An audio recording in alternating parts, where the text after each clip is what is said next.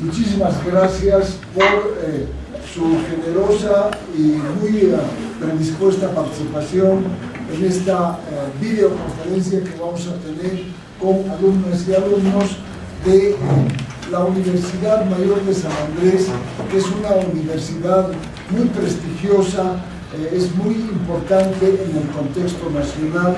Prácticamente estamos hablando de la primera universidad de prestigio y de importancia en el espectro nacional. Y los que están aquí presentes, Armando, son estudiantes de la carrera de Sociología de diferentes materias, pero principalmente de la materia de Sociología Urbana.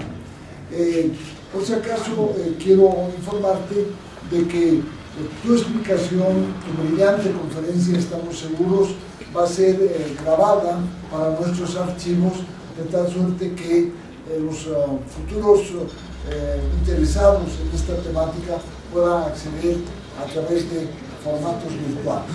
Y a ustedes, estimados estudiantes, quiero presentarles al doctor Armando Rosales, que es actualmente profesor a tiempo completo de la muy importante Universidad Nacional Autónoma de México.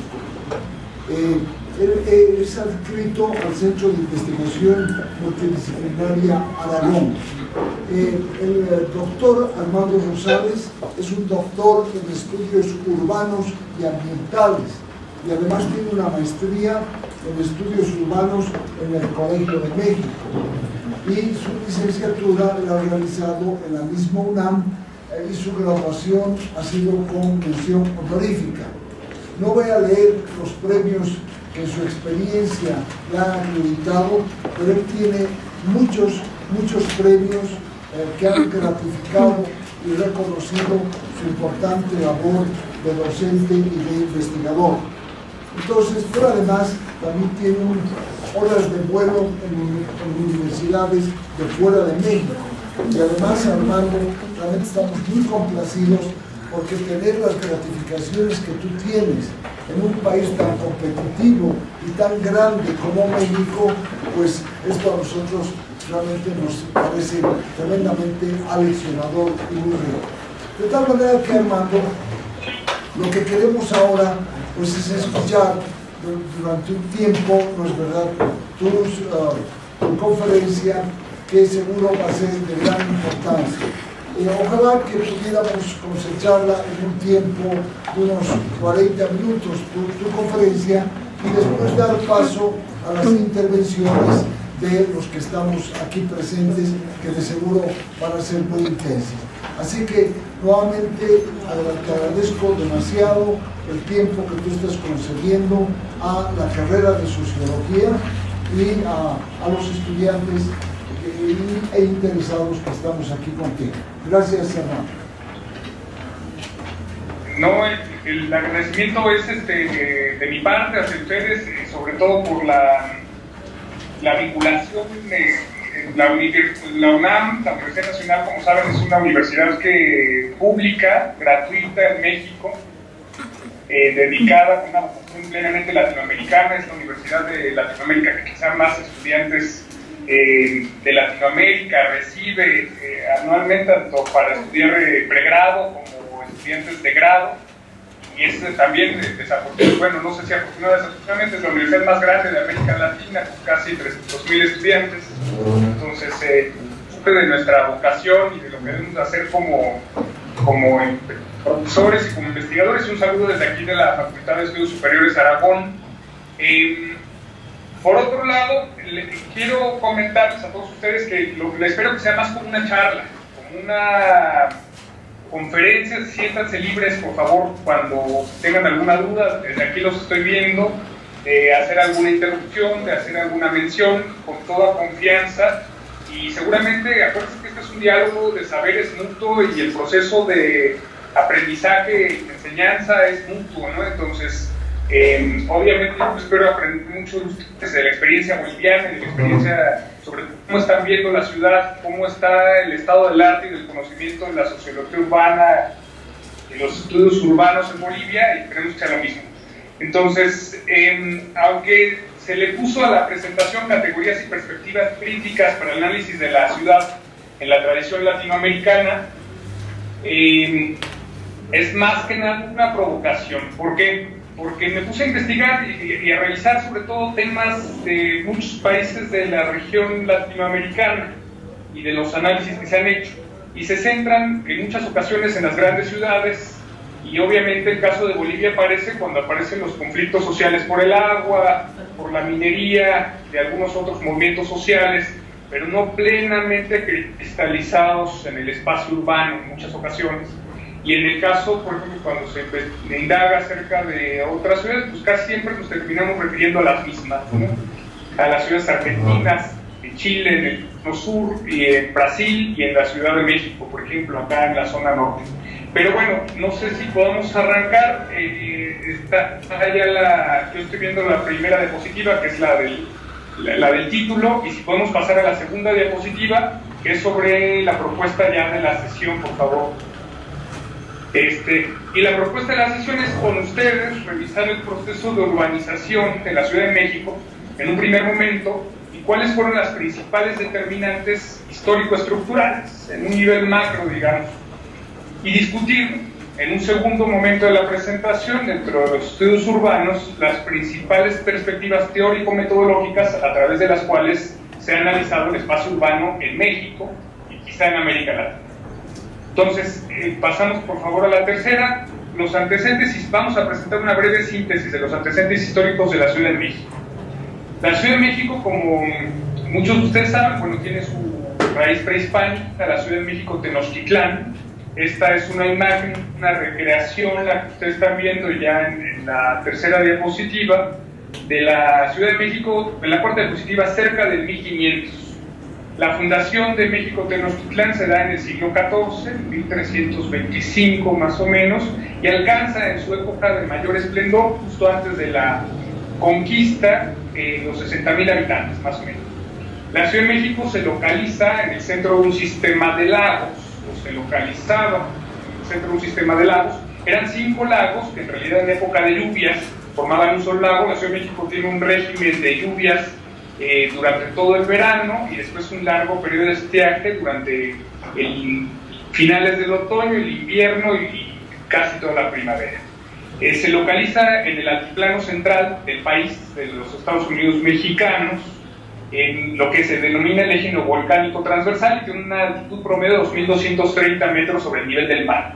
Entonces estas condiciones geográficas quizá no les parezcan tan distantes a ustedes.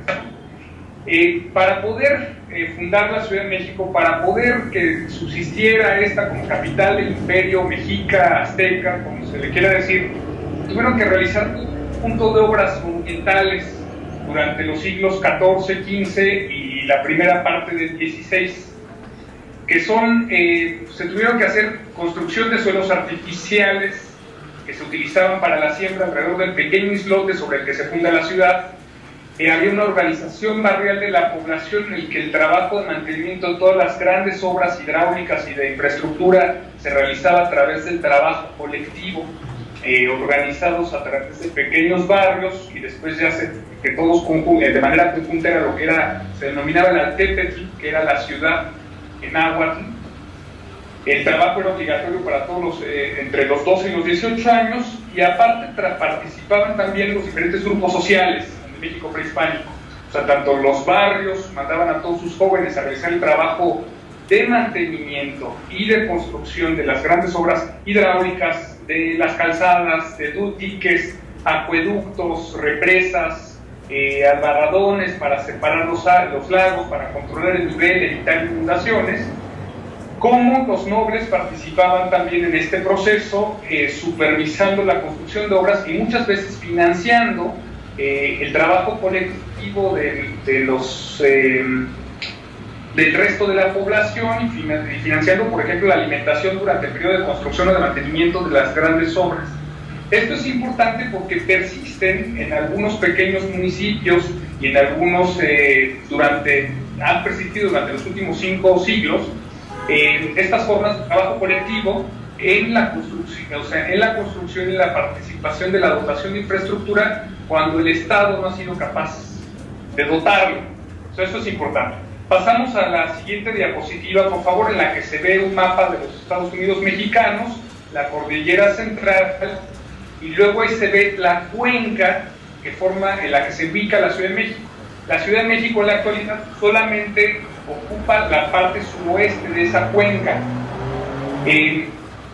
A la siguiente, por favor, en la que viene, se titula Ciudad de México circa 1625. La Ciudad de México, cuando se refunda, en realidad tiene graves problemas por su emplazamiento.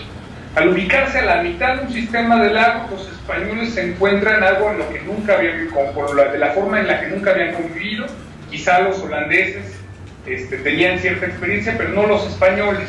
Entonces, lo que hacen durante la conquista es destruir las grandes obras de infraestructura hidráulica en un sitio a los mexicas. Entonces, la Ciudad de México se enfrenta que cuando viene el periodo de conquista, los españoles tienen que reconstruir tanto las grandes obras hidráulicas. Ahí, obviamente, se destruye gran parte del tejido social, pero persiste la organización barrial, por ejemplo, de la población indígena. En México pasa por un proceso de mestizaje muy acelerado, y aparte hay un decrecimiento de la población indígena cuando viene el periodo de conquista. Entonces se convierte en la capital del virreinato de la Nueva España por el prestigio político que tenía la capital azteca. Sin embargo, incluso algunos de los reyes de España, del Imperio Español, solicitan a los virreyes de la Nueva España que se cambie, que se mude del lugar a la capital de la Nueva España, o sea, la Ciudad de México, que se refunde en otro emplazamiento por lo costoso que era realizar todas estas obras de infraestructura que permitían su subsistencia.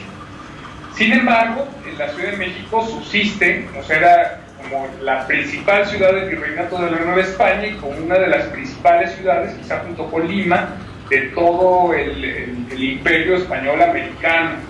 Tiene la primera universidad continental del continente americano, la primera casa de moneda, la primera imprenta y toda una serie de infraestructuras que le permitían ser la sede del poder político en México.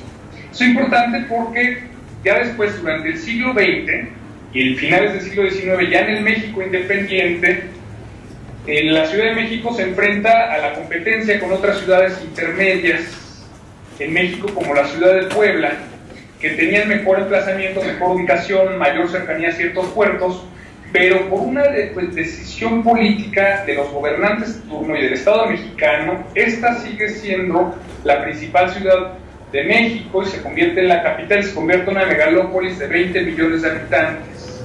O sea, pero ahí es importante la acción del Estado, ¿no? Puebla, por ejemplo, en el siglo XIX tiene un proceso de industrialización mucho más acelerado. Se ubican las primeras textileras, las primeras industrias en la ciudad de Puebla. Y sin embargo, los presidentes deciden de que no, que la Ciudad de México debe ser la sede industrial y el asiento industrial del país. Y esto ocasiona que se diga, o sea, por esas decisiones, que gran parte de los recursos nacionales se le inviertan a la Ciudad de México para que aquí se pueda acelerar un proceso industrial, o sea, se pueda fomentar el proceso de industrialización capitalista de la ciudad. La Ciudad de México llegó a producir el 60% de la producción secundaria industrial del país. ¿Qué ocasiona esto? Bueno, una concentración que no se ve casi en ningún otro país, quizás solamente en Argentina con el caso de Buenos Aires, pero Buenos Aires de un puerto de ahí exportar toda la producción agrícola y ganadera hacia el resto de Europa. En el caso de México se asientan aquí todas las industrias como parte de una decisión política y ya en el siglo XX ocasiona un proceso de migración urbano-rural muy acelerado y obviamente tiene toda una serie ya de complicaciones que después, para entender la ciudad, pues eso es el tema que nos ocupa, ¿no? Pasamos a la siguiente, que es cómo se conforma en la actualidad la zona metropolitana de la Ciudad de México. Y pasamos, por favor, a la siguiente diapositiva, en la que aparece un mapa de cómo está conformada en la actualidad la zona metropolitana de la Ciudad de México. La zona metropolitana de la Ciudad de México, que para que tengamos una diferencia clara, el primer estudio científico sobre la ciudad que se hace en México es en 1976, que es el libro del Desarrollo Urbano de México. Es Es un texto valiosísimo que se le llamó incluso por gran parte de los urbanistas el libro rojo aquí en México. Es de Luis Miquel, Crescencio Ruiz Chiapeto y Gustavo Garza.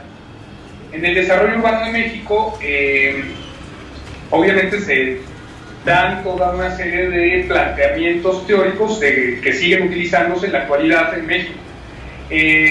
La zona metropolitana está conformada por los límites de todos los municipios que integran a la Ciudad de México.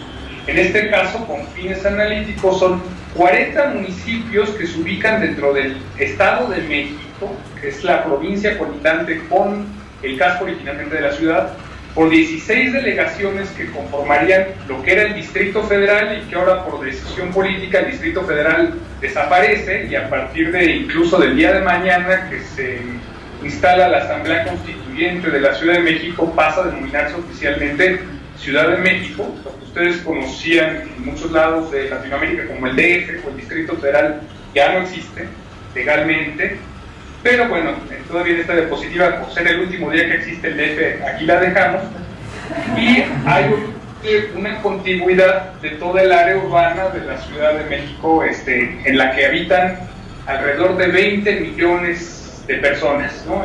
Para que se den una idea de lo que es el tamaño de la ciudad y de la posición que ocupa en esta cuenca endorreica, que obviamente en la actualidad, cuando llegan los españoles y cuando viene todo el periodo de conquista, se secan los lagos y se construyen una serie de grandes infraestructuras hidráulicas, para desecar los lagos, y la otra para dotar de agua potable a la Ciudad de México, dotarla de electricidad. Se construye todo un sistema hidroeléctrico nacional solamente para dotar de electricidad a la Ciudad de México, para permitir el bombeo de las aguas. O sea, son obras muy costosas y de un proceso histórico muy largo que en realidad sí funcionan aquí en México como articuladores y como determinantes estructurales del tejido urbano, por ejemplo. Y financiados durante gran parte del siglo XX por el Estado, de manera pública, y ocupando gran parte de los recursos nacionales.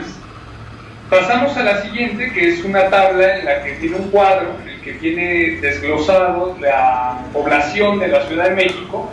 Viene la población total por delegaciones y municipios. Lo que era el Distrito Federal se divide en delegaciones, a partir del día de mañana se van a conformar como alcaldías, y el Estado de México se divide en municipalidades. Aquí nada más salen 24 de las 40 municipales, pero lo que les quiero mostrar es, y a partir de la dinámica demográfica de la Ciudad de México, vamos a hablar también de cómo se articula esta dinámica demográfica a la dinámica económica del país. O sea, la Ciudad de México, por reunir y durante el proceso de industrialización que inicia a principios del siglo XX, con una acelerada migración urbano-rural, sobre todo a partir de los años 30 y quizás hasta 1980 más o menos, y aparte de que concentra la gran parte de la producción industrial del país, también muestra tasas de crecimiento muy aceleradas por encima del promedio nacional. Y en la actualidad, como podemos ver, en 1950, que es la columna de hasta la izquierda, la Ciudad de México, la zona metropolitana de la Ciudad de México tenía alrededor de 3 millones de habitantes, y es cuando inicia su proceso de metropolización. ¿Metropolización a qué nos referimos? Cuando se sale el área urbana de los límites políticos en los que estaba contenida en un principio. Cuando se expande el área urbana por fuera de estos límites políticos y se junta con una o dos o más entidades federativas, o con municipios en este caso, con diferentes unidades municipales que tienen su administración propia, ya estamos hablando de un fenómeno de metropolización, cuando ya hay una integración entre estas diferentes unidades administrativas. Esto obviamente presenta todo un reto de administración, y en este caso estamos hablando de una zona metropolitana que está integrada por dos diferentes entidades federativas, una por el Distrito Federal y el Estado de México, y por una multiplicidad de municipalidades. Para 1960, la Ciudad de México crece a 5.1 millones de habitantes, para 1970 a 8.6 millones de habitantes, y para 1980 ya alcanzaba los 13 millones de habitantes toda la zona metropolitana. Entonces estamos hablando de tasas de crecimiento de la población entre 1950 y 1960 de 5.66, obviamente. De 1960 a 1970 de 5.5, se reduce entre 1970 y 1980 a 4.06 para el total de la zona metropolitana, y de 1980 a 1990 a solo 1.67. Quiero que nos concentremos, por favor, en las columnas del lado derecho que dicen tasas de crecimiento de la población. Esto es importante, porque cuando ya ustedes ven en rojo algunos números, para el periodo 1980-1990, la población contenida en el Distrito Federal empieza a decrecer, pero no así en los municipios mexiquenses, en los municipios colindantes. O sea, ahora la mayoría de la población se va a ubicar por fuera de los límites de la antigua ciudad, se va a ubicar en todas las municipalidades colindantes. Y esto obviamente tiene retos importantes. ¿Por qué? Porque son municipalidades cuyos gobiernos municipales, mucho más chicos, no tienen ni las economías de escala, ni los ingresos, ni la capacidad de egresos y gastos que tienen el resto que tendría, por ejemplo, el Distrito Federal, que funciona con una administración centralizada. Además de que en estos municipios, en las periferias de la Ciudad de México, es en donde se asientan, y en muchas ocasiones de manera irregular, con problemas de la tenencia del suelo, con problemas de lo que eran antiguos suelos de uso agrario, la población rural que llega a la Ciudad de México. En la Ciudad de México no tenemos, en realidad, en gran escala, sí lo hay, pero problemas, por ejemplo, en cuestiones ya sea de casta o de raza o de problemas que haya entre población indígena o población mestiza en la migración urbano-rural. Casi toda la población es mestiza. Sí, México, lo tengo que decir abiertamente, con los riesgos que conlleva, es un país clasista, es un país racista, es un país altamente estratificado socioeconómicamente, pero en realidad el tejido urbano es más o menos homogéneo de acuerdo al estrato socioeconómico. Entonces, no tendríamos problemas, por ejemplo, de que hubiera habido una migración muy acelerada de la población indígena hacia la Ciudad de México, que en realidad se sigue concentrando en los espacios rurales muy al sur del país, en el oriente del país, en el norponiente del país, ¿no? Del estado.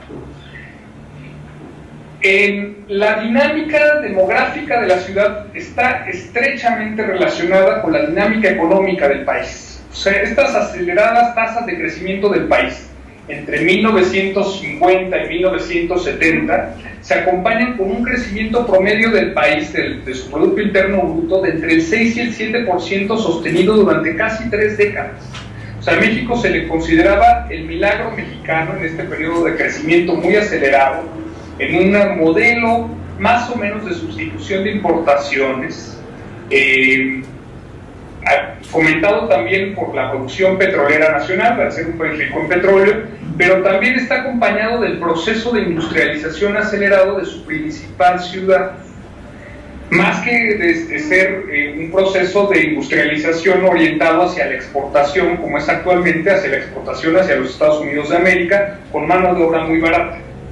Entonces, en los 70s, como ustedes saben, viene una crisis económica internacional por ahí de 1975, que se materializa en México con un cambio de modelo económico radical en los 80s, que entre 1980 y 1990 viene lo que se le conoce en México como la década perdida. Entonces, y viene en una época de grandes crisis económicas, de devaluaciones muy importantes de la moneda, de la implantación de medidas de corte neoliberal. No me gusta utilizar la palabra a veces de ciudad neoliberal o de ciudad global, porque en realidad las estructuras socioespaciales se van transformando paulatinamente. Coexisten antiguas estructuras socioespaciales, organizaciones barriales, con actores sociales locales que conviven con lo que se les va imponiendo encima a estos espacios urbanos. Entonces, pero si el cambio de modelo económico afecta, hay un proceso de desindustrialización relativa de la ciudad, o sea, de producir entre el 50 y el 60% de la producción industrial de todo el país, se reduce al 25-27% que sigue produciendo actualmente la Ciudad de México, y se transforma en una economía principalmente destinada a los servicios. lo que ocasiona obviamente que tengamos ahora algunos estratos socioeconómicos dentro del sector servicios con sueldos elevadísimos en los corporativos regionales que se localizan en la Ciudad de México, y tengamos una gran población en el subempleo, en el desempleo. Más de la mitad de la población de la Ciudad de México no tiene un trabajo formal, o sea, con acceso a la seguridad social, contratado por el Estado, con acceso a la salud. No lo tiene, sino estamos hablando del 54% de la población más o menos en la actualidad que trabaja entre el subempleo y en la informalidad. Los 90 son años desastrosos, y en realidad México entre 1980 y en la actualidad no ha tenido crecimiento económico, y si lo ha tenido ha estado superado siempre por el crecimiento demográfico. Entonces es un problema importante destacar. ¿Por qué? Porque las ciudades y en la política de vivienda y la política social tienen repercusiones de largo plazo, ¿no?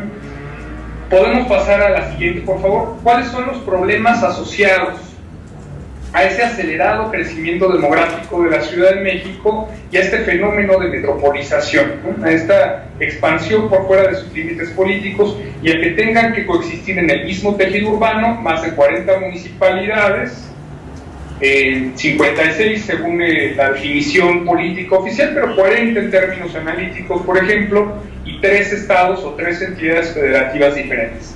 Pasamos a la siguiente, por favor, en el que viene el desglose de cuáles son algunos de los problemas asociados. No voy a ser muy exhaustivo, si quieren ya en la discusión los podemos discutir. Uno, tenemos un crecimiento poblacional acelerado. ¿Eso qué implica? O sea, en este proceso de industrialización acelerada de la ciudad y de un desarrollo casi megalopolitano, o sea, se convierte en una megalópolis con una influencia regional importantísima en la Ciudad de México. Uno, la dotación de vivienda. O sea, ¿cómo se le dota de vivienda a la población en la Ciudad de México? Entonces, durante esas primeras décadas, o sea, pasando 1950, entre 1960 y 1980, el Estado mexicano asume el rol de construcción, pero la construcción y la dotación de vivienda a través de organismos públicos que van a otorgar créditos, se le va a otorgar créditos para la vivienda, y el gobierno construye las viviendas, planea las viviendas. Hay una intención de planeación urbana muy definida por parte del Estado de México como un Estado que está trabajando, que crece además económicamente, que crece el volumen del Estado, crecen las actividades económicas del Estado. El Estado mexicano durante ese periodo es dueño de la mayoría de las empresas, de las actividades paraestatales. Hay un control en realidad de las actividades económicas, y también entonces de cómo se va a distribuir la población dentro de la Ciudad de México.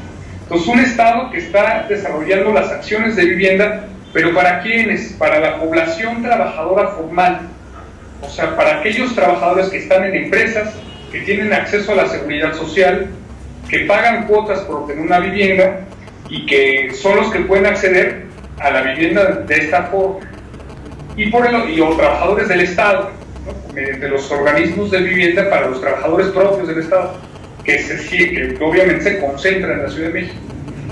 Pero por el otro lado, en un país con una gran proporción de la población en la informalidad y con una acelerada migración de estratos socioeconómicos mucho más bajos a la Ciudad de México, de ingresos más bajos, tienen que acceder de manera irregular a la vivienda en la Ciudad de México. Y el acceso de manera irregular a la vivienda se da mediante un acceso al suelo, no a vivienda propiamente hecha, porque es una vivienda autogenerada por estos grupos sociales, o generada por estos grupos sociales que la van construyendo secularmente. Y el acceso al suelo se da de manera irregular. ¿Por qué? Porque en México coexisten diferentes formas de propiedad del suelo, y una de estas formas de propiedad que se generaliza casi en los 30 era el suelo ejidal. Y el suelo ejidal es una forma de propiedad social de la tierra en México que se dieron durante la reforma agraria posterior a la revolución que tenemos en México a principios del siglo XX. Y esta forma de propiedad, en un principio, los ejidos, que eran para la producción agrícola y ganadera, se decía que eran inembargables, inalienables, imprescriptibles, lo que sería casi la mayor forma de propiedad privada sea, no se los puedes quitar tú a los ejidatarios, a los que se los dotas, nunca la tierra, no podían desaparecer y no se los podías embargar por ningún motivo. Entonces este suelo estaría en realidad fuera de la circulación, y sin embargo el suelo se apropian las personas, o sea, durante la migración, estos grandes estratos socioeconómicos de menores ingresos, para poder acceder al suelo, invaden estos terrenos. ¿Y cuál es la acción del Estado para estas personas que invaden, porque hay notificaciones irregulares o piratas? Regularizarlos, adquirir el Estado la tierra y después volverla a repartir entre los que las habían invadido. Entonces, en México no hay una política durante casi todo el siglo XX de acceso a la vivienda, por ejemplo, a través de la renta, vivienda para renta. Y si lo hay, es limitada. Si no, los estratos de menores ingresos se les facilita y se les regulariza la tenencia de la tierra después de procesos de invasión y de apropiación ilegal del suelo, y en muchas ocasiones también de ventas irregulares de los mismos ejidatarios a las personas que iban invadiendo determinadas zonas de la ciudad, sobre todo en la parte del Estado de México, y que es hacia donde se expande la Ciudad de México, en donde hoy viven 11 millones de habitantes. Entonces es un problema, ¿no? Luego, en los 80s y en los 90s vienen un cambio del Estado y un cambio de modelo en el que el Estado obviamente ya no crece, viene lo que se le denominaría ya un Estado de corte neoliberal, en el que hay privatización de las empresas públicas, se privatizan gran parte de los servicios públicos, o al menos se descentralizan y no son operados directamente por las autoridades municipales. Y esto obviamente en una ciudad en la que tienen que coexistir todas estas pequeñas municipalidades, pues genera problemas de que no hay una provisión unificada de los servicios públicos, y el papel del Estado es diferencial, es muy diferente dentro del mismo espacio metropolitano. Aparece también en los 80s y los 90s, se empieza a estudiar, y sobre todo dentro de las ciencias sociales, cómo estudiar la pobreza que está quejando a gran parte de esta población que había migrado a las ciudades, y que se visualiza claramente en la Ciudad de México sectores muy amplios de la pobreza. Entonces, esto se va a ver también en el análisis de los estudios urbanos y dentro de la sociología urbana en cambios de paradigma, ¿no? En un principio estábamos hablando de que cuando llegan estos grandes sectores a la Ciudad de México, de las migraciones urbanas-rurales, se empieza a hablar de la marginalidad como concepto, ¿no? y de los barrios marginales que se van integrando a la ciudad y que tienen toda una característica analítica, ¿no? La marginalidad como un concepto, y que es un concepto que va persistiendo en toda la literatura latinoamericana durante varias décadas. Y después se empieza a hablar de pobreza. El cambio es importante porque mientras podemos hablar de marginalidad o de división social del espacio, de segregación, de una manera estructural grande, cuando se habla de pobreza urbana, se está analizando el ingreso y el consumo de las familias y de los individuos. Entonces cambia también la forma de análisis, o sea, uno estás hablando de explicaciones más o menos estructurales y de carácter social, y la otra de carácter individual. Vienen problemas también de división social del espacio, problemas de coordinación institucional, de un marco regulatorio adecuado. En los 90s se visualiza la crisis ambiental en la Ciudad de México, se llega a decir que es una de las ciudades más contaminadas del mundo. En realidad también este proceso de desindustrialización de la Ciudad de México relativa y de cierre de gran parte de empresas, de industrias, ocasiona que, bueno, más o menos se controlan los niveles de contaminación relativamente, y hay una reestructuración económica que ya les había dicho en la Ciudad de México. En la actualidad, y sobre todo a partir del año 2000 y hasta la fecha, hay ciertas políticas de redensificación, de revitalización de algunos barrios centrales que se habían despoblado en la Ciudad de México, sobre todo la zona central de la ciudad, y yo no le llamaría de gentrificación, pero sí de hiperaburguesamiento de algunas zonas de la Ciudad de México.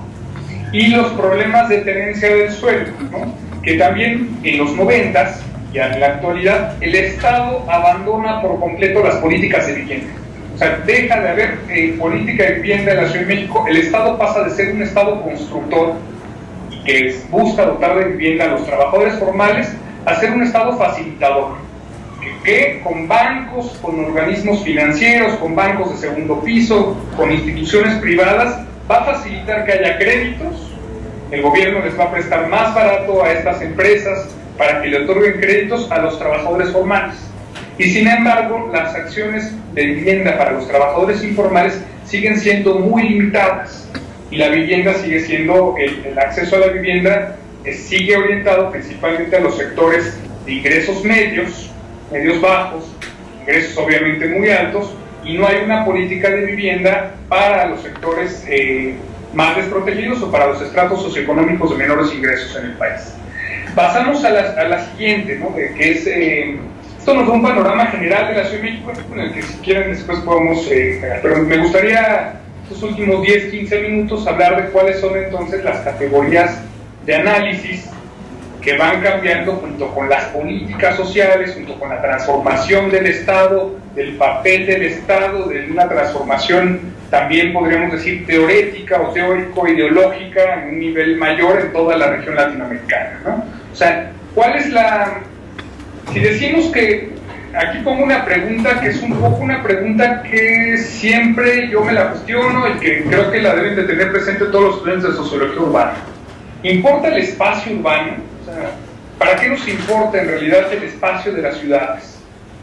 O sea, si decimos que el espacio urbano nos importa, entonces importan los actores sociales, los movimientos sociales urbanos, y hay una especificidad del espacio que nos está indicando que sí pasan cosas en el espacio urbano, ¿no? Si decimos no importa el espacio urbano, decimos importa el espacio urbano así como un espacio, como una arena de conflicto en la que el espacio tiene una influencia en los procesos que están pasando. Si decimos que no importa, me recuerda casi a una lectura que se podría hacer del Castells joven, ¿no? De Manuel Castells joven en la cuestión urbana, en el que diría Castells, no, en realidad a final de cuentas la ciudad es la expresión de todas las contradicciones inherentes a la producción capitalista. O sea, ¿y qué pasa? La producción capitalista sería el gran determinante de lo que está sucediendo o no en el espacio urbano.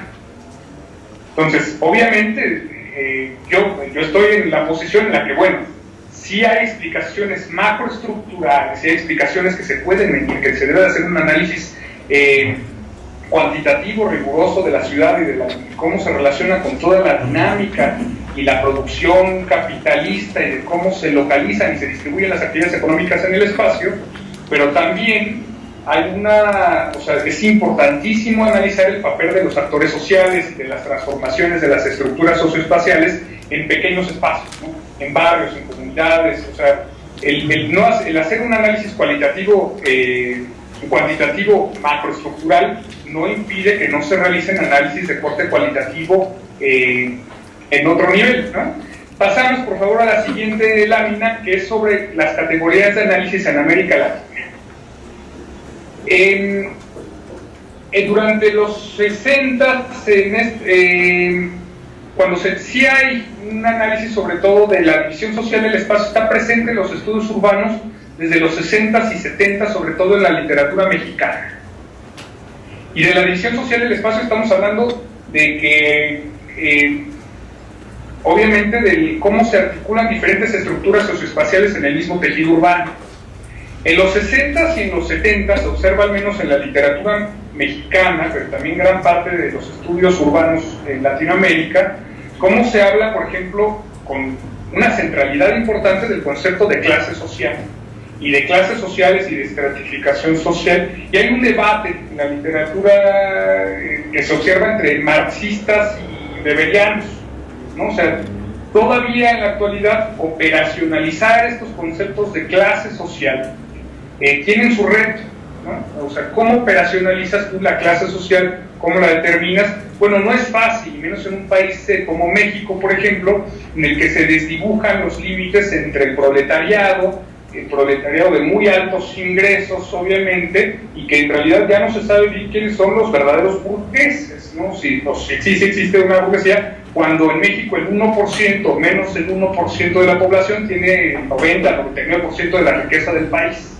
en uno de los países más desiguales de toda la región latinoamericana. En los 60s, los estudios urbanos se realizan en México, sobre todo para las ciudades de México, Puebla, Oaxaca, Guadalajara, Monterrey, que son de las ciudades, algunas de estas ciudades millonarias, con más de 1 millón de habitantes, como el caso de Monterrey o Guadalajara, con influencia de las teorías ecológicas de Chicago. Pero ¿qué pasa con los autores norteamericanos, por ejemplo? Que siempre nos terminan hablando de anillos de crecimiento y los tratan de imponer a la realidad que conforma las ciudades latinoamericanas, cuando muchas veces la estructura de las ciudades latinoamericanas, los barrios, organizaciones barriales, organizaciones sociales que trabajan en otra escala, y que las transformaciones del espacio latinoamericano son de largo plazo, y sobre todo de las estructuras socioespaciales, y ahí pongo algunos de los primeros autores en los 60, pues obviamente tienen problemas para realizar un análisis que explique en realidad la naturaleza y el funcionamiento de las ciudades latinoamericanas. Entonces, todavía, desafortunadamente, nos seguimos encontrando en estas revistas indexadas, publicadas en inglés, autores norteamericanos que tratan de seguir explicando la ciudad a partir de estas teorías ecológicas y que se siguen hablando de anillos de crecimiento en las ciudades latinoamericanas. Todavía en la Universidad de Texas en San Antonio siguen utilizando este paradigma para analizar el caso de la Ciudad de México, cuando nosotros tenemos o se ha formado una tradición casi propia, con conceptos propios de análisis. Después se observa también a finales de los 70s y los 70s cómo aparece el concepto de marginalidad, en el que se caracteriza la marginalidad de las sociedades latinoamericanas por la falta de dinamismo interno, por la desintegración social. Se habla de que en realidad no había como estructuras de soporte social al interior de las ciudades, y por la carencia, y esta carencia de estructuras llevaba a una falta de integración social, que es en realidad de lo que trataría de explicar el concepto de marginalidad. Ahora, el concepto de marginalidad también tiene problemas para operacionalizarse, y se decía que era producto de migraciones rurales y de la falta de acogida, de integración de los grupos que iban llegando de la migración rural a las grandes ciudades, como el caso de la Ciudad de México. Obviamente, esto tiene una severa crítica, por ejemplo, y si pasamos a la siguiente lámina, hay una crítica a los análisis marxistas del concepto de marginalidad. Ahora, el que persista el concepto de marginalidad en gran parte de los estudios urbanos durante 2 o 3 décadas, nos habla de que, bueno, algo hay, ¿no?, que tiene problemas para operacionalizarse, sí, pero algo hay. Y en la crítica de los análisis marxistas era sobre todo por estas dinámicas. O sea, los análisis marxistas buscaban por la centralidad de ciertos conceptos, como las clases sociales, el papel del Estado, un Estado que está creciendo cada vez más en su importancia en las actividades económicas, que en un periodo de alto crecimiento económico, de planeación de las actividades económicas, en un modelo de sustitución de importaciones, con un Estado grande, fuerte, un Estado más o menos benefactor, como el caso de México, durante estas décadas, hasta los 80s, obviamente pues, es un actor social esencial que se debe de analizar, el papel del Estado. Entonces, para los marxistas es fácil, o más o menos fácil, hacer esta serie de análisis, porque están hablando de explicaciones de carácter macroestructural.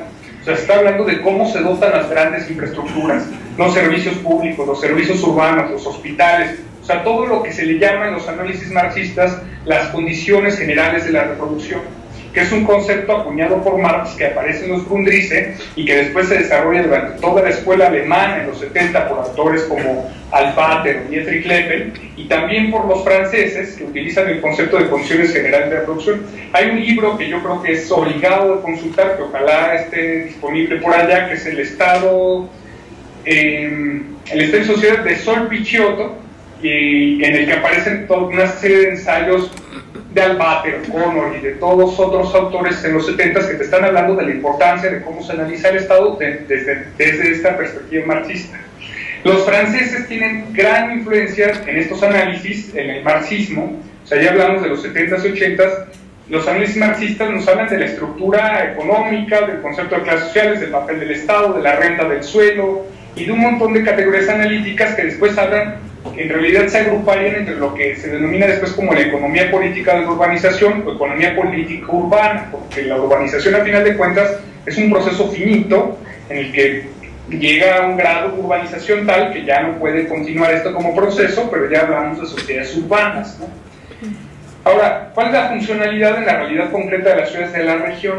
O sea, hay problemas. Por ejemplo, los franceses nos hablaban de medios de consumo colectivo y de un consumo colectivo para estos grandes equipamientos sociales o para estos soportes estructurales. ¿A qué se refiere? No lo sabemos, en realidad. O sea, yo lo he platicado incluso con algunos de estos autores como Christian Topalov, Jean Luskin, y cuando hablas de qué es consumo colectivo, bueno, porque se utilizan simultáneamente estos grandes articuladores sociales, estas grandes infraestructuras de deporte, de recreación, de esparcimiento, pero ellos lo utilizaban sobre todo para la acción de la vivienda del Estado francés. Por ejemplo, en Francia, la diferencia entre la vivienda en Francia y la vivienda en México es que los franceses construyen viviendas por el Estado, propiedad del Estado, que impiden la expulsión de los estratos socioeconómicos más bajos hacia las periferias. Y cuando te vas al caso mexicano, que no hay una política de vivienda para los estratos socioeconómicos más bajos, te observas que los estratos socioeconómicos son expulsados a las periferias. Por ejemplo, cuando se construyen aquí grandes unidades habitacionales en el centro, son para los sectores trabajadores formales de ingresos medios. Hay problemas, y obviamente con la crisis de los 80s y la caída de la Unión Soviética y con cambios de paradigmas, pues también la investigación social abandona, en parte, los análisis marxistas. Sin embargo, siguen siendo influyentes en gran parte de los investigadores en los estudios urbanos dentro de la región. O sea, hay autores como Marta Steiner o Gustavo Garza que no han abandonado, muchos autores argentinos tampoco lo han hecho, o sea, siguen formando parte de un análisis marxista, aunque son relegados un poco a veces en la academia. En los 80 tardíos es cuando se empieza a hablar de la pobreza urbana y de la pobreza multidimensional o de género. Y la pobreza multidimensional es importante porque te permite ver también, dentro del espacio urbano, muchas dimensiones. O sea, la pobreza no solamente analizada a partir del ingreso que tienen las familias, sino también del acceso a toda una serie de servicios colectivos o de servicios urbanos, educación, agua, luz, drenaje, acceso a la salud, a la seguridad social, que son las múltiples dimensiones que te permiten o no medir la pobreza. Aunque pasas de las explicaciones estructurales, macro, que daba el marxismo, a, como les dije, a explicaciones individuales o familiares. En los 90, sin embargo, en la literatura se trata por algunos autores de incorporar la noción de exclusión social. En México no se puede aplicar exclusión social como lo hacen los autores franceses, que son principalmente los que utilizan exclusión social como una categoría de análisis.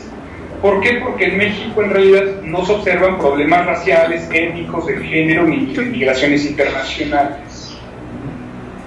Y sin embargo, cuando aparecen, por ejemplo, la guerrilla zapatista en México a mediados de los 90, medio se incorpora el concepto como una categoría de análisis.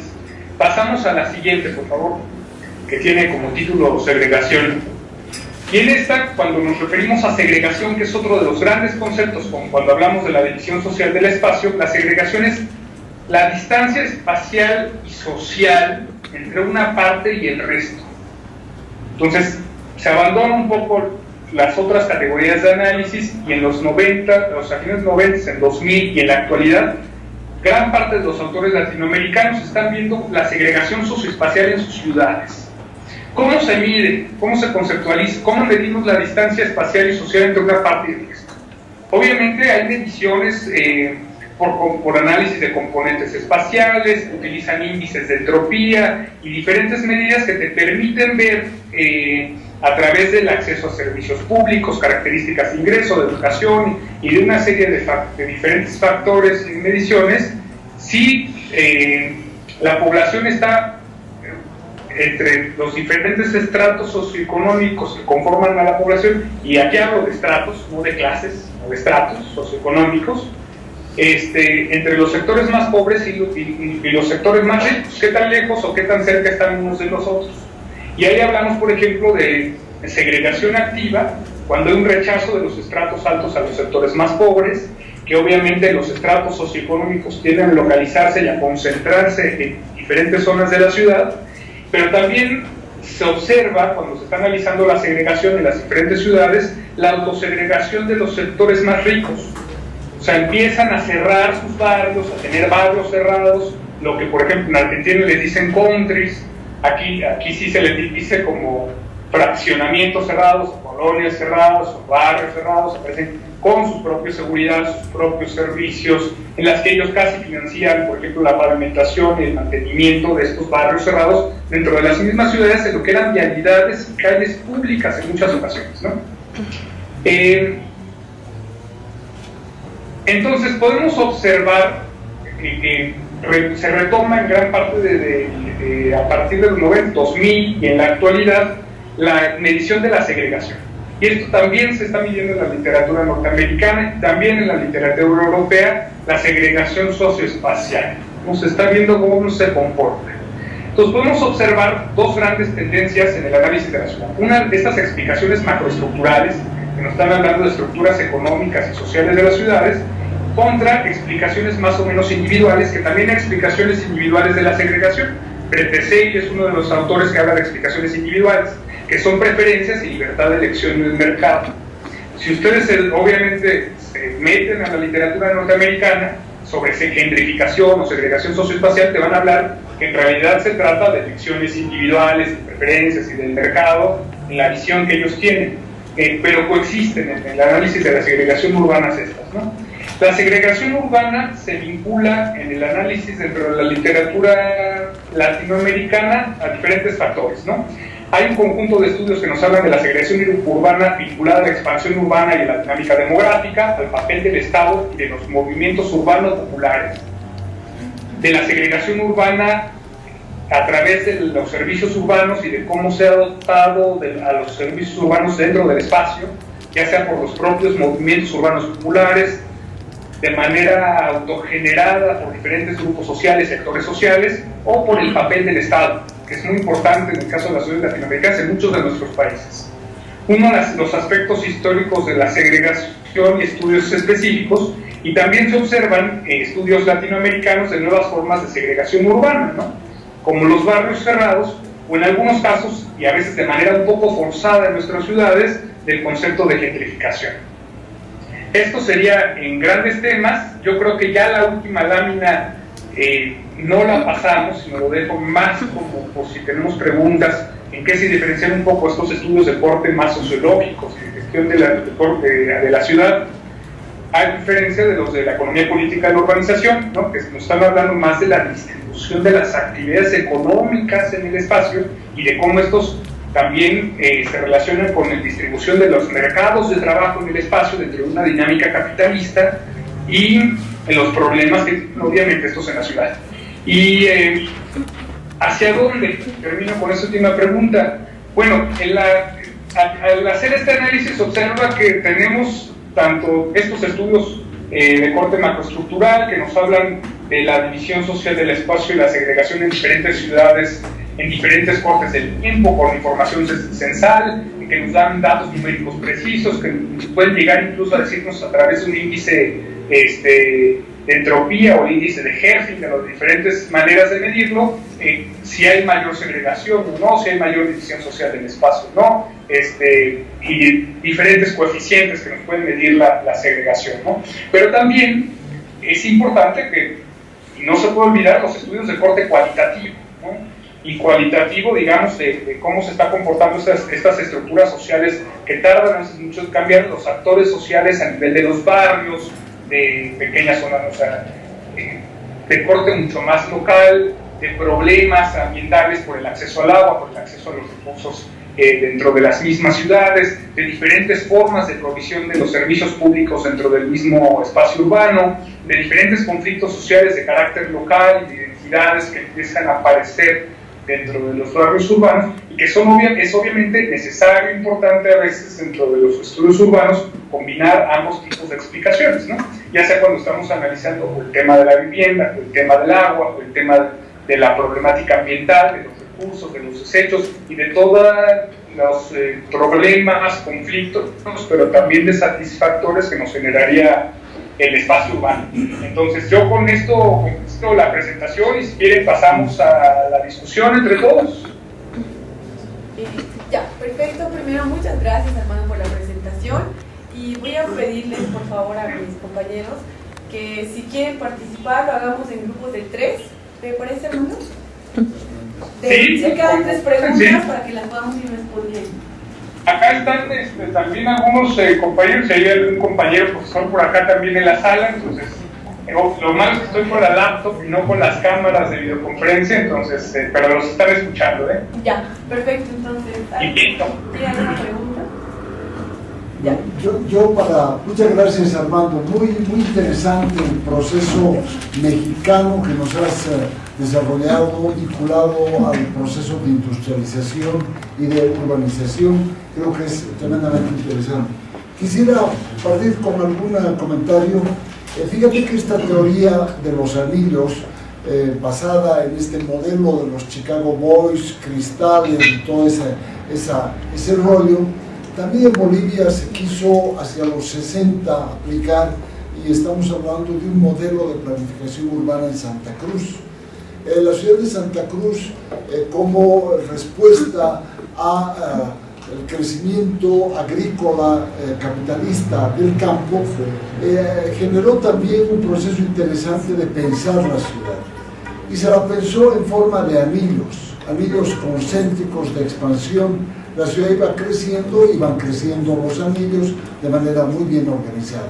Sin embargo, a partir de lo que se ha llamado una agresiva marcha hacia el oriente, no es verdad que se la consideró despoblada, esta planificación, esta idea de crear un Miami en la región, se destrozó por la masiva por la masiva migración de gente pobre del altiplano del occidente, los famosos collas que invadieron hacia la ciudad de Santa Cruz y rompieron este proceso interesante que todavía persiste hasta el primero y segundo anillo, con servicios, con vivienda, con áreas verdes. Pero ya desde el tercer anillo eso prácticamente se ha desdibujado y se ha roto, ¿no? La otra cosa que también quiero comentar, evidentemente que la problemática urbana de México es muy diferente a la boliviana. Prácticamente en Bolivia ocurre un caso único en la región latinoamericana, y es el trifácil, esas 3 patas que tiene el proceso urbano boliviano, ¿verdad? A diferencia del Gran Buenos Aires, la Gran Lima, el Gran México, el Gran Santiago, en Bolivia el proceso urbano se da entre 3 departamentos, el eje central, que es La Paz, Cochabamba y Santa Cruz. Nosotros hemos tenido una experiencia muy rica, que es crear todo un largo proceso de colonización, que ha atenuado fuertemente la única mirada de migración hacia la ciudad. Un poderoso movimiento migratorio que aquí en Bolivia se ha dado es la migración rural hacia las colonias. Y hoy día la patria de nuestro presidente Evo Morales, que es el Chapare, es producto precisamente de la creación de esta colonia en la región de Cochabamba, muy ligada hacia la coca. Entonces, hemos tenido este proceso de colonización que ha atenuado fuertemente la concentración urbana en una ciudad. Y por lo tanto, toda la urbanización se la reparte entre, cuando menos, estos 3 departamentos del eje central, y esto casi es único proceso en el mundo. Bueno, yo quiero, para no acaparar mucho, muy interesante tu exposición. En Bolivia está prácticamente 2 de cada 3 bolivianos vivimos en ciudades, 70% de la población urbana boliviana es urbana. Sin embargo, tú dijiste algo que me tocó, y es que esa diferencia entre urbanización y sociedad urbana. Bolivia, a pesar de su alto nivel de urbanización, todavía no es una sociedad urbana. Y esa diferencia que Aníbal Quijano hace de urbanización en las ciudades y urbanización de la sociedad. Por lo tanto, y no se da la sociedad urbana boliviana, y no se da pelota en políticas públicas, porque todavía hay la imagen de esta Bolivia indígena. Y entonces, al ser una Bolivia predominantemente indígena, el proceso urbano no está construido ni está en la agenda pública. No tenemos de ustedes de que México es un país mestizo. En Bolivia hablar de mestizaje es mala palabra. Es mejor palabra decir o somos blancos o somos indios, pero el mestizaje aquí no ocurre demasiado. Y si acaso en las otras preguntas tal vez nos vas a desarrollar algo respecto a una pregunta todavía no resuelta, creo que por nadie. ¿Cuál es el objeto hoy de la sociología urbana? Tú nos has tocado categorías y toda esa cosa, pero tampoco no puede ser todo lo que acontezca en las ciudades es objeto de estudio de la sociología urbana. Eso es caer en un totalitarismo urbano. ¿Tendrá alguna especificidad o no la tendrá? No quiero que me respondas eso, sino abriremos un poco la discusión con todas y todos. ¿Quiere participar? Ahora, en Bolivia. Bueno, sí, yo soy estudiante de sociología, estoy en la materia de sociología urbana, y bueno, mi pregunta era concreta, digamos. Quería que me detalles más, digamos, de este concepto de suelo ejidal que hablaste, y quería que me detalles mejor, digamos, a qué te refieres, o a qué se refiere este concepto, ¿no?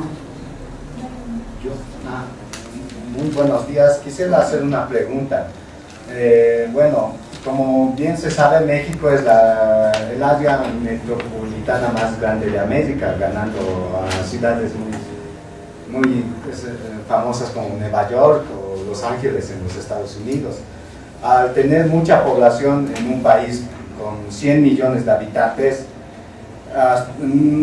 ¿qué políticas está haciendo el gobierno para hacer ciudades intermedias? Porque México tiene problemas, por ejemplo, en el transporte. ¿Qué políticas está haciendo, digamos, como que se haga aquí en Bolivia? ¿Se está escuchando? Sí. Lo que está haciendo aquí en Bolivia, porque después de México, hay otras ciudades más pequeñas, en México, Monterrey y Guadalajara, que apenas alcanzan 3 millones de habitantes. Y no sé, mi pregunta sería esa nomás. Si hubo la preocupación de hacer ciudades intermedias.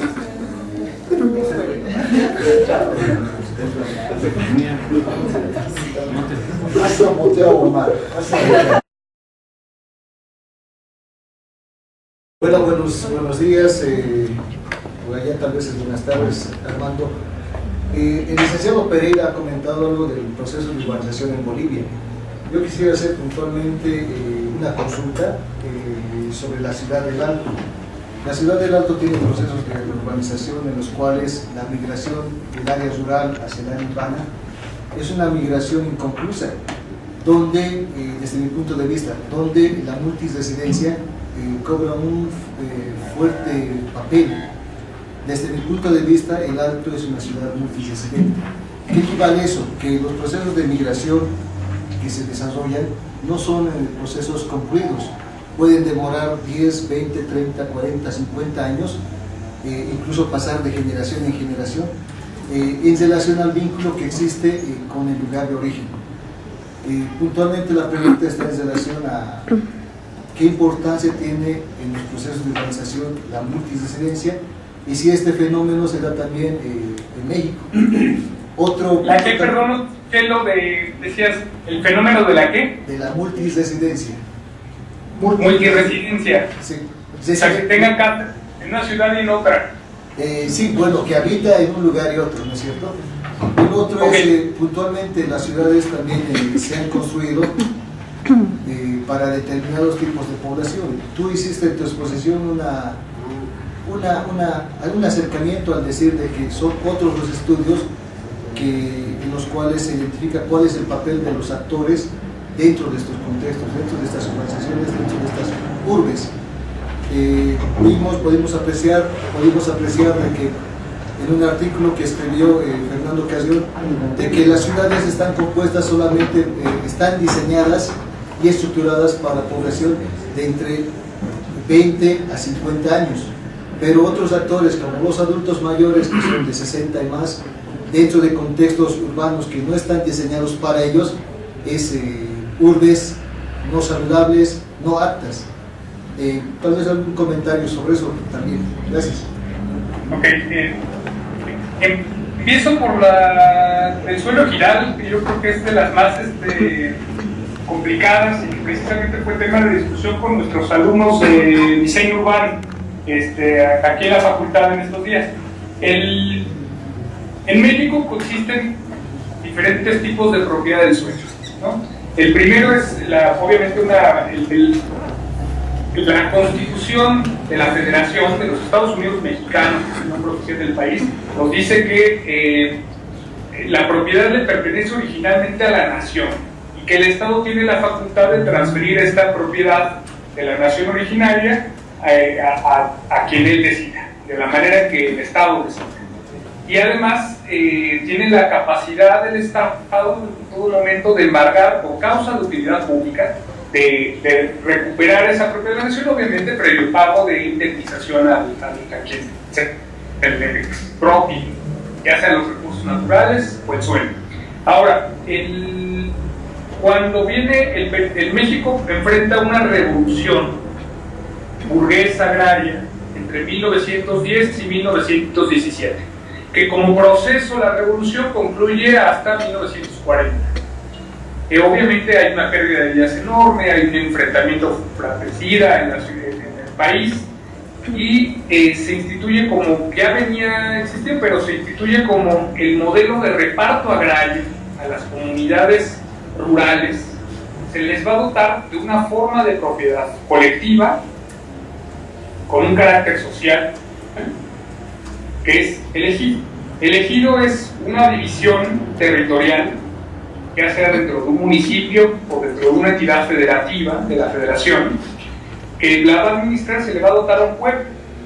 Entonces, el ejido, a cada una de estas pequeñas comunidades, ya sean que estaban dedicadas a una forma de cultivo o una forma de producción ganadera o una forma de explotación forestal o incluso minera, se le va a dotar de un pequeño ejido, o de una área territorial específica. ¿Con qué características? Uno, que es una propiedad social, le va a pertenecer a los varones, hombres, que en ese momento vivían en la comunidad, que no eran avecindados y que son los ejidatarios. Se convierte en una especie de terratenientes. Tiene un componente que solamente es para los hombres, que solamente se la pueden heredar a los hijos varones, y a un hijo varón. Si ya no tenías hijos, ya no podías heredar esa parte de los ejidatarios originales, ¿no?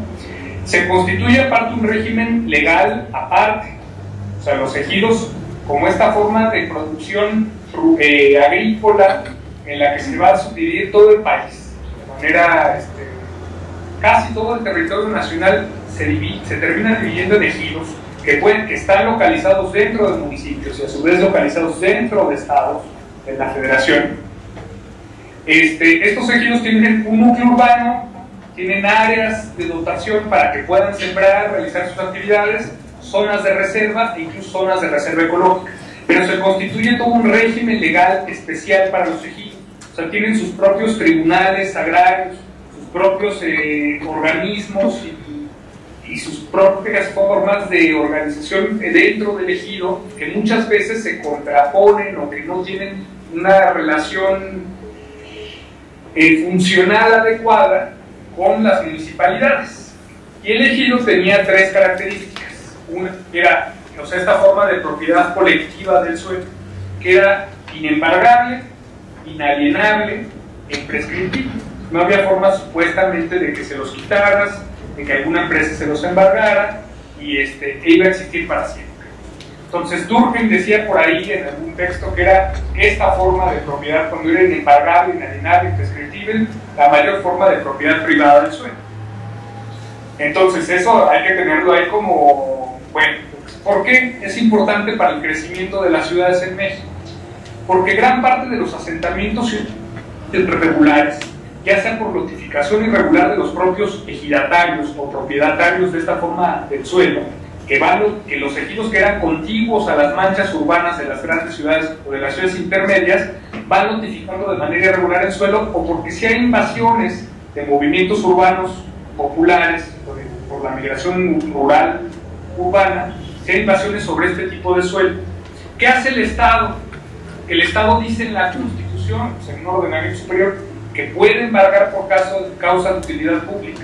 Cuando ya están invadidos estos grandes terrenos, dice, bueno, a ver, ejido, porque es una causa mayor, te voy a embargar el ejido, te lo pago, y yo después estas tierras se las vendo o se las cedo a los que ya invadieron sobre estos territorios que antes eran ejidales.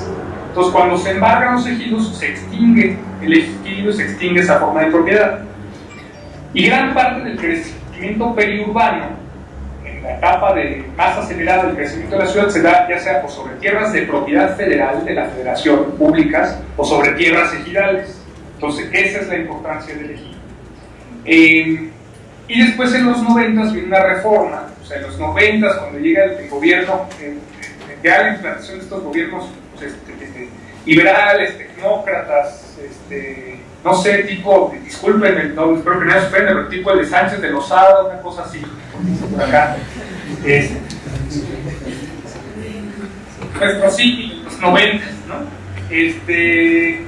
Se modifica y ahora los ejidatarios podrían decidir si extinguen el ejido y pasan a un dominio pleno de la propiedad del suelo o no. Entonces, una gran parte de los estudios rurales, de los estudios de sociología rural en México, se centran en el análisis de los ejidos y del papel que tenían los ejidos. Pero ahora en los estudios urbanos se tiene que incorporar necesariamente periurbano, bueno, no, ya hace décadas para atrás en México, este tipo de tránsito de formas de propiedad más o menos social del suelo a propiedad privada plena. ¿Qué está pasando eso con el crecimiento de las ciudades? Cuando además son los municipios los que tienen la potestad de la planeación urbana en sus territorios y de la dotación de los servicios en sus territorios. Entonces eso es muy interesante. Entonces en México coexisten todavía esta forma de propiedad ejidal que siguen existiendo, aunque si ellos deciden podrían pasar a ser propiedad privada. Las comunidades indígenas y varios pueblos diseminados alrededor de todo el territorio nacional, pero las comunidades indígenas en México, en realidad, muchos no tuvieron forma de propiedad ejidal, sino era forma de propiedad comunal. Entonces, existen esas dos formas de propiedad social en México, tanto ejidal y propiedad comunal. Todavía encontramos, incluso cerca de la Ciudad de México, zonas de propiedad comunal de núcleos que en realidad nunca no hubo una transformación del espacio. Y obviamente una forma de propiedad pública del suelo y forma de propiedad privada. Entonces eso es importante. Creo con eso espero haber contestado más o menos lo del ejido, que es muy complicado y que hay toda una serie de estudios al respecto. La otra es sobre las ciudades intermedias. Y sí, o sea, cuando se transforma, cuando empieza, ya se detiene y bajan las tasas de crecimiento poblacional hacia la Ciudad de México, y que se observa una menor población, una menor migración rural, urbana, y migración a la Ciudad de México, hay una migración ciudad-ciudad, ya empieza. Entonces tú ves ahora en los análisis de los estudios de población y los estudios demográficos que hay migraciones urbanas entre ciudades intermedias. Y que la migración rural, actualmente rural-urbana, se está dando del campo a las ciudades intermedias, pero ya no a las ciudades más grandes o a las principales ciudades del país, sino ciudades, estamos hablando entre los 50 y 250.000, 50 y 500.000 habitantes en México, en un país de 120, 130 millones de habitantes. Entonces ahora hay ese fenómeno de migración a las ciudades intermedias, y gran parte obviamente ahora de los estudios urbanos y las problemáticas de crecimiento y de dotación de servicios, de los servicios públicos, de nuevos actores sociales, de problemas de los actores sociales en las ciudades, se está enfocando el estudio en estas ciudades intermedias dentro del sistema urbano nacional. La política de vivienda, se está viendo qué pasó en las ciudades intermedias con la política de vivienda en las últimas 2 décadas. Entonces ese es como muy importante. Pero sí existe ese fenómeno, y en la realidad ya no se observa, ya no se está analizando este fenómeno de migración rural urbana a la Ciudad de México, porque ya no hay, sino se proyectan las proyecciones de la dinámica poblacional de la Ciudad de México, nos indican que al menos lo que era el Distrito Federal va a tener menos habitantes de aquí a 1950, 70, en lo que se estabiliza ya su población, pero va a tender a decrecer la población. Igual en décadas posteriores se cree que se va a estabilizar la población en el resto de la zona metropolitana, pero sí se observa un crecimiento acelerado de las ciudades intermedias alrededor de la zona metropolitana de la Ciudad de México, lo que conformaría una megalópolis importante en el centro del país, o sea, en el centro del territorio mexicano. Y Pascual, de la pregunta de la izquierda, con la conexión se me fue todo, pero era un compañero que estaba a la derecha de usted, izquierda mía. Sí, de la multiresidencia, ¿verdad? Fíjate que no se observa en el caso de la ciudad, o sea, por lo general cuando, sobre todo para los estratos, la mayoría de los estratos de bajos ingresos y medios no se observa que tengan lugar, o sea, multiresidencia, siguen teniendo vínculos en el campo, pero en el momento en el que se muda, o sea, hay una migración a las ciudades intermedias, ciudades como la Ciudad de México, prácticamente se dejan de observar esos vínculos con sus comunidades de origen, sobre todo porque migran comunidades completas, hay un proceso obviamente de urbanización, o sea, de que se van de este cambio de las ciudades del campo hacia la ciudad. Pero sí hay fenómenos de migración en México importantes, sobre todo en actividades agrícolas, en que comunidades completas de trabajadores hombres junto con sus familias migran, por ejemplo, de los estados del sur del país hacia los estados que producen jitomates o aguacates, que están ubicados en la costa del Pacífico y que van a ser, por ejemplo, el jitomate y el aguacate se están exportando en grandes cantidades hacia los Estados Unidos. O sea, somos el principal productor de aguacate para el consumo de Estados Unidos y también de jitomate. Entonces hay una migración temporal y estacional de trabajadores agrícolas del sur del país hacia estados, por ejemplo, como Sinaloa, que es donde está el narco ahorita en pleno, o sea, el narcotráfico, y de ahí tenemos ya obviamente problemas importantes de que como son sectores desprotegidos, sin seguridad social, sin de menores ingresos y estratos socioeconómicos pobres, todo esto genera toda una dinámica de conflicto, de que son más susceptibles a que el crimen organizado en México los extorsione y haya problemas, pero no generan ni estructuras socioespaciales permanentes, no migran hacia las ciudades, y sino más bien es una migración rural de tipo agrícola, ¿no? Estacional. E igual se observa un fenómeno de migración muy similar entre Guatemala y México para la cosecha del café en el sur del país. O sea, México ahorita está obviamente en una crisis del café importante, pero es uno de los principales productores de café del mundo, y entonces hay una migración de las comunidades tanto urbanas como rurales de Guatemala, del norte de Guatemala, del centro de Guatemala, hacia los estados de Chiapas y Oaxaca en épocas de siembra de café. Entonces, tenemos también este fenómeno de migración transnacional. Y luego, me habías hecho otra pregunta, además de lo este tipo de migración. Bueno, en relación a esto de que las ciudades son solamente construidas para determinadas poblaciones, es decir, para personas de 20 a 50 años. Y si tienes ese problema, y por ejemplo, uno de los fenómenos que ocurre en la Ciudad de México es que ubicas algunos barrios centrales con un envejecimiento acelerado de la población, en el que te encuentras ciertos modelos de propiedad y de habitación y de construcción de vivienda en las ciudades de México, las ciudades que estaban diseñadas para el prototipo de familia que imperaba hasta los 80, ¿no? O sea, que se difundía, que era la papá, el mamá, los dos hijos, o sea, estas familias con 3, 4 hijos, 5, y que eran grandes casas en lotes de 150, 200, 250 metros cuadrados. Obviamente estas poblaciones tienden a envejecer, entonces tú veías ahora que eran grandes casas, habitaciones en barrios centrales de la ciudad, dotados de servicios urbanos, de muy buena localización, infraestructura en las ciudades, pero con una población envejecida y con los jóvenes desplazados a las periferias por el problemas de nuevos accesos a la vivienda y nuevas formas de producción de la vivienda.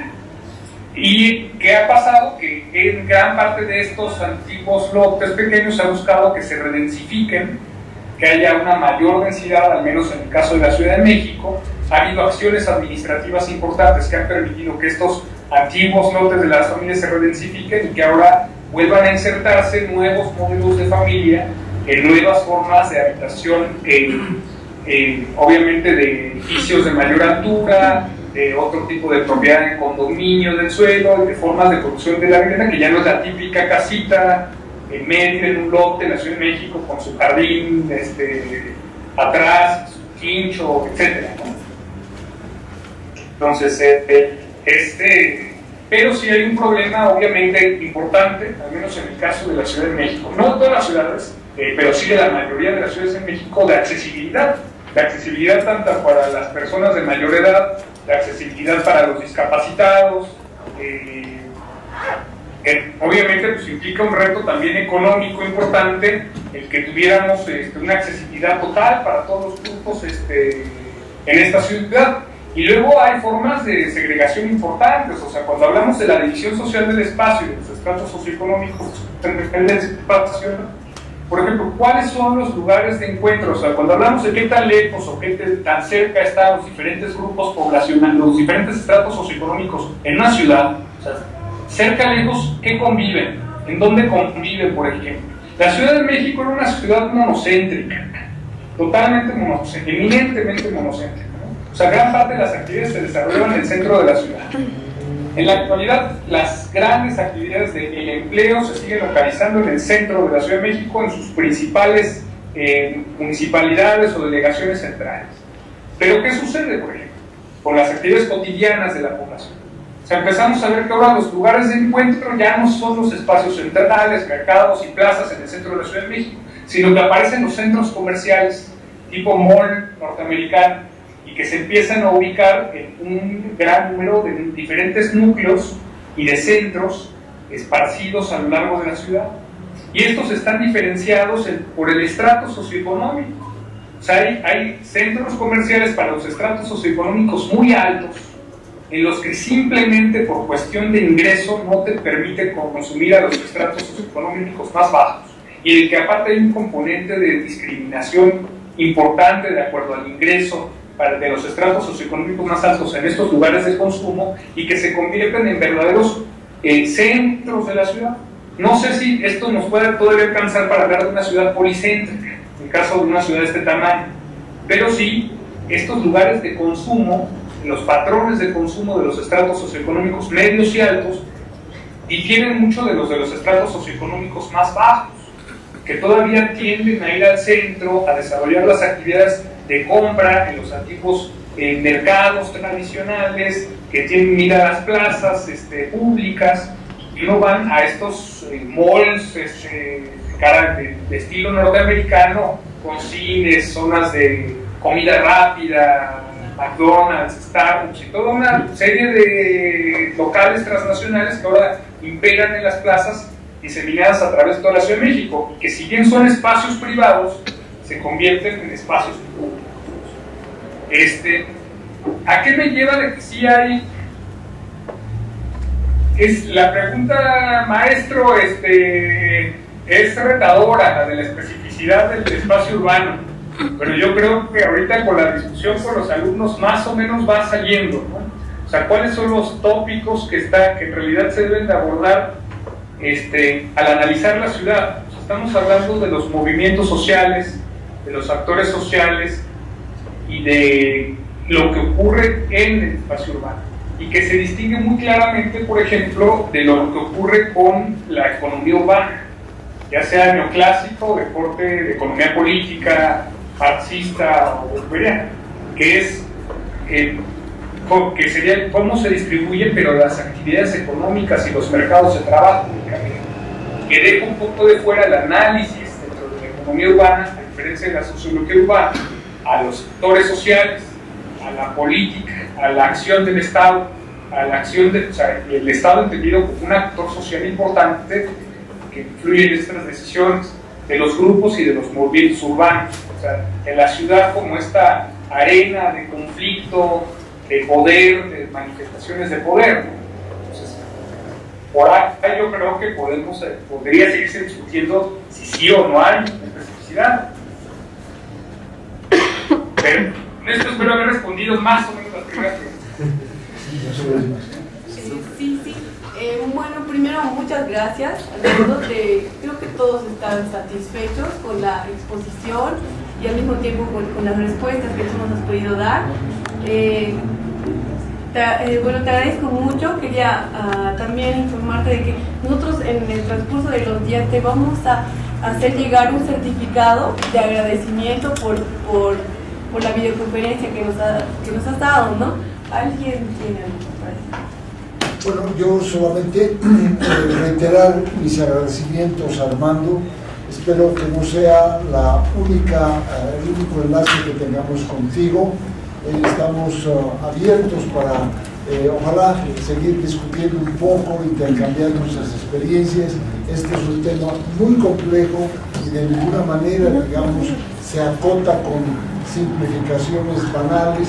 Tú mismo nos planteas una cantidad de dimensiones enormes que hay que integrar en la comprensión de la urbanización, perspectivas históricas, económicas, políticas, culturales, demográficas que hay que integrarlas, ¿no?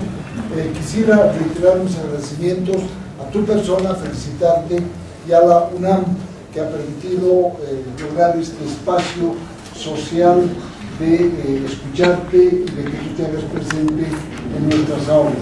Quisiera, pues, Armando, entonces, con un voto de aplauso, agradecerte y felicitarte.